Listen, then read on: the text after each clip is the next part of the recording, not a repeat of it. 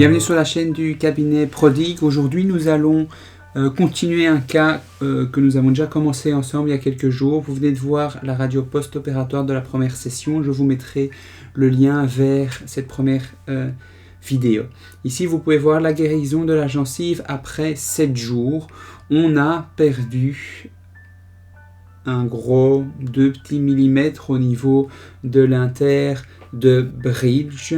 Esthétiquement pour le patient, ça passe. Alors ici, je réouvre. Vous voyez, c'est très facile.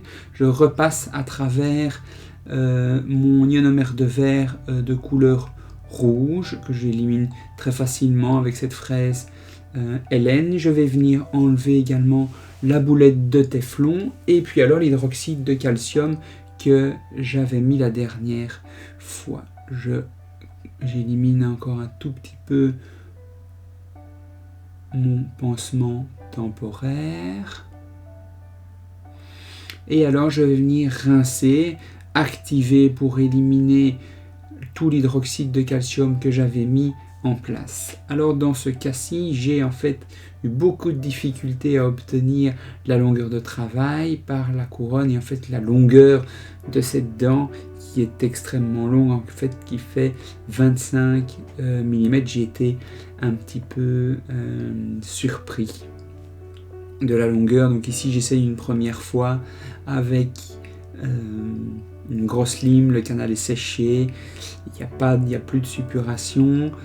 Vous voyez, je réessaye plusieurs angulations pour ne pas toucher la couronne, mais rien n'y fait, je n'arrive pas à obtenir une longueur de travail stable. Vous voyez, je sèche le canal. Je pense que c'est en réalité parce que il y a probablement un joint qui n'est pas réellement hermétique au niveau de la couronne. Donc ici, je vais faire un premier essai de cône. On voit à 22 mm environ et on voit on est trop court là. Donc je vais alléger 3 mm en plus, on va partir sur 25. Voilà, donc ici la 19,02 et ensuite la 25,02. Je vais de nouveau rincer et activer. Je vais retenter de prendre une longueur de travail, mais ça donne toujours la même chose. J'ai beaucoup de mal à avoir une réponse très stable, donc dans ce cas-là, le localisateur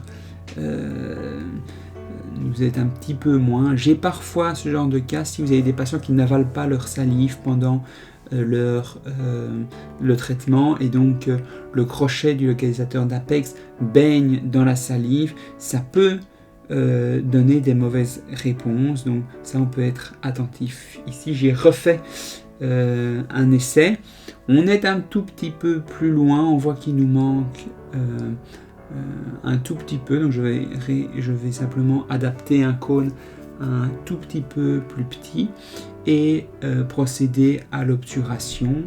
Donc vous voyez ici le cône il arrive à 24.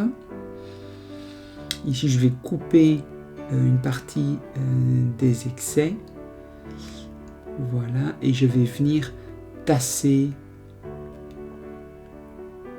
et faire en fait une technique de monocône scellé. Je vais enlever les excès bien bas dans le canal et venir moi-même sceller le moignon en réalisant un composite ici direct. Je mets